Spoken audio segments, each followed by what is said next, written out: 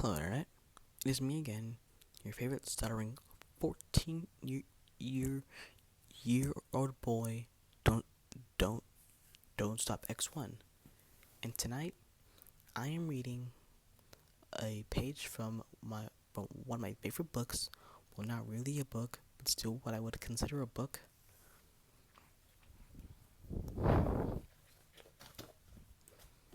Aircraft Anatomy: A Technical Guide to Military Aircraft from World War II to the Modern Day, with its general editors being Paul Eden and Suf Myong.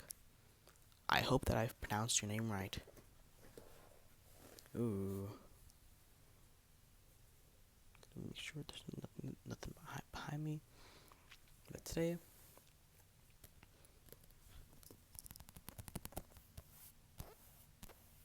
I am reading about the Convair B36 Peacemaker. Now, let's start with one of the things that it says about it. In its B36A form illustrated, the Peacemaker was far from being an operational bomber, since it lacked a full armament fit and many other key systems were either not installed or not operational. BM-004 was the first production B36A, and like many early B36, carried the large buzz number on its forward fuselage to aid civilians when calling the USAF to complain about low flying. At the end of World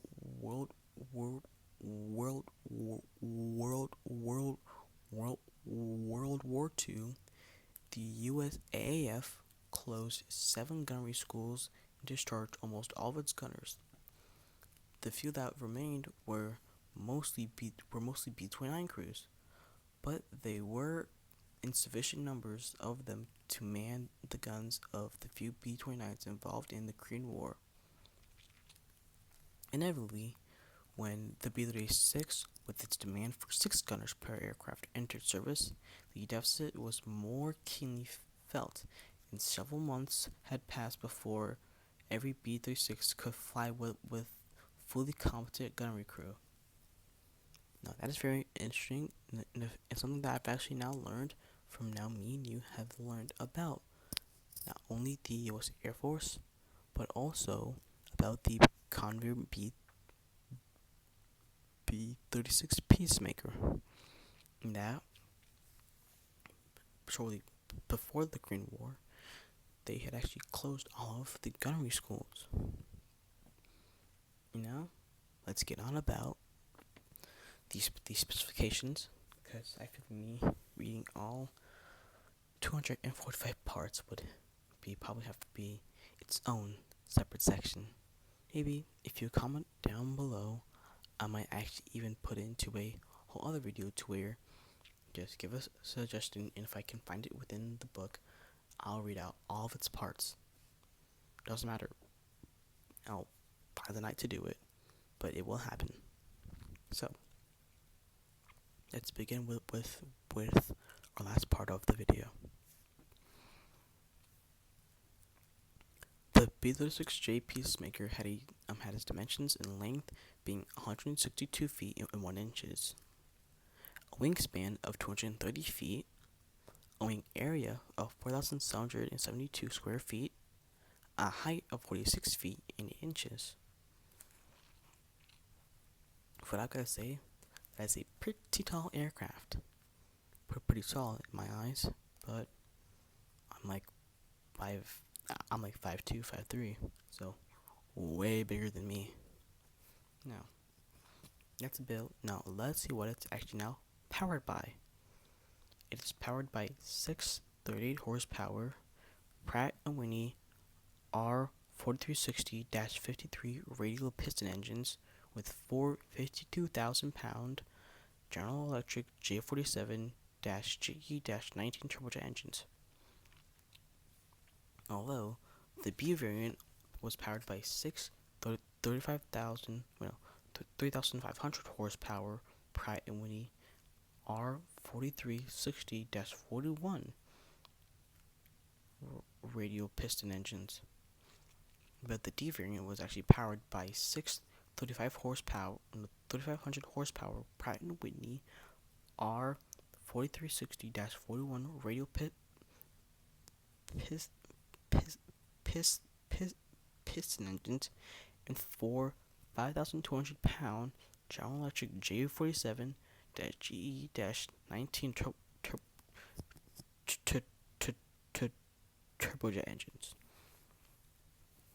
Now, in its weight category, when empty, it weighed 171,035 pounds. That's heavy, but not heavier than your mom. It had a maximum takeoff weight of 410,000 pounds. It's still lighter than your mom. But with empty, the B36B variant actually weighed 140,000 pounds and 640 more pounds, meaning in total it was 640. No, I bet 140,000. So no, 140 640 100,000 pounds. Its maximum takeoff weight, with it being the B variant, was 328,000 pounds, but when empty, the D variant weighed 100,000 pounds. And its maximum takeoff weight for the B36D was 357,000 pounds. It had a load of its maximum ordnance being 86,000 pounds, with weight restrictions or normally adding up to where it could really only fly with 72,000 pounds.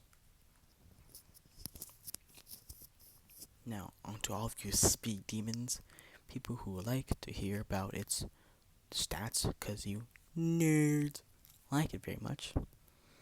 It had a maximum speed at 36,400 feet, of it being 411 miles an hour, a cruising speed of 391 miles an hour, a maximum rate of climb at 1,920 feet per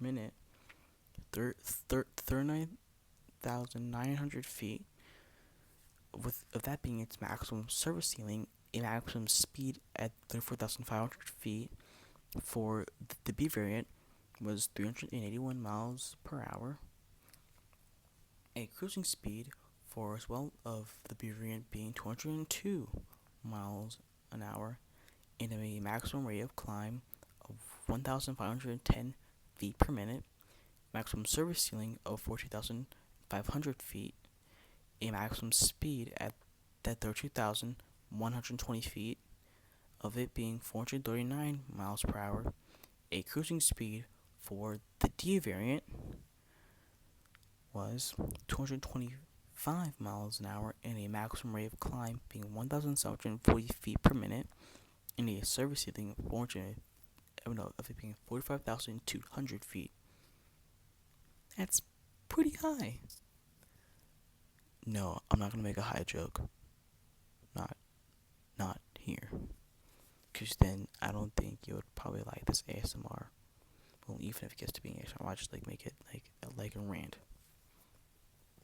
And now finally, its armament.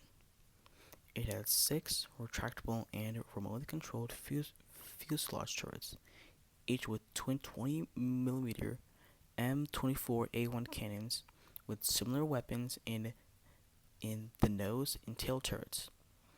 Its maximum ammunition load was 9,200 rounds, and had a wide range of conventional and primarily nuclear bombs could be armed. That's quite the amount it could carry.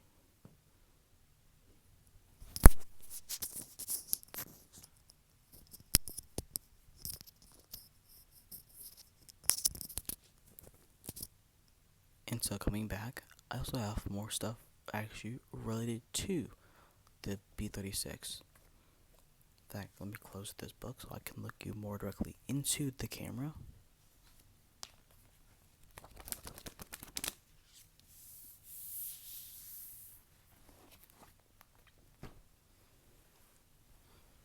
The B36 conveyor is the conveyor B36 peacemaker was considered to be the United States' first ever broken arrow incident, to where in 1950 a crew was supposed to go from Texas to Alaska, and it turns out its engines. Well, I think it was at wait, hold on. Okay, so let's see, Alaska to Texas, and so what happened was that the engines had actually iced over, and they were kind of cold, causing big problems. So over the Pacific Ocean, the crew d- decided to leave, and what they did as well with leaving was drop the nuclear bomb over the Pacific, which then detonated over the Pacific.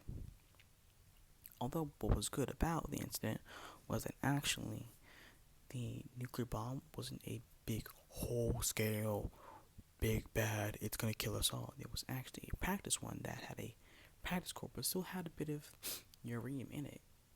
But like geological surveyors, like after like ton of research, decided it wasn't affecting the place enough because it was then detonated midair.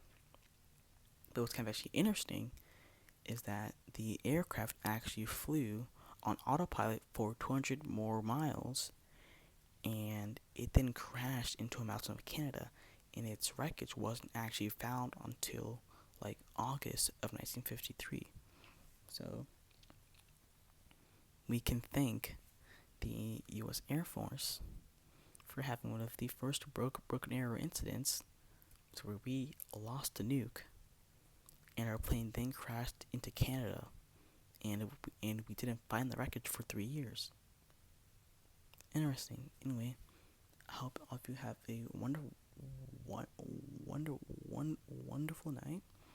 And I kind of really made this video after I was kind of just going like on the internet, kind of trolling around people, just talking about planes. And then I was told I could potentially do this for content.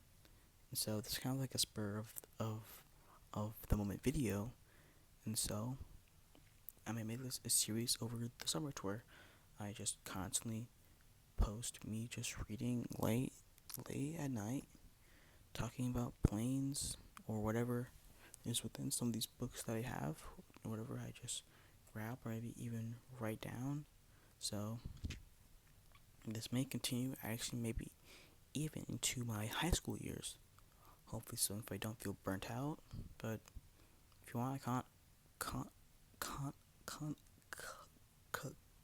content from me, then you got it. Also, I guess this is also kind of being used as a self speech therapy, because I have actually been going to speech therapy for a good while. So if you've seen some of my older videos, see me, oh, he's kind of stuttering less. Well, it's because I've been going to speech therapy.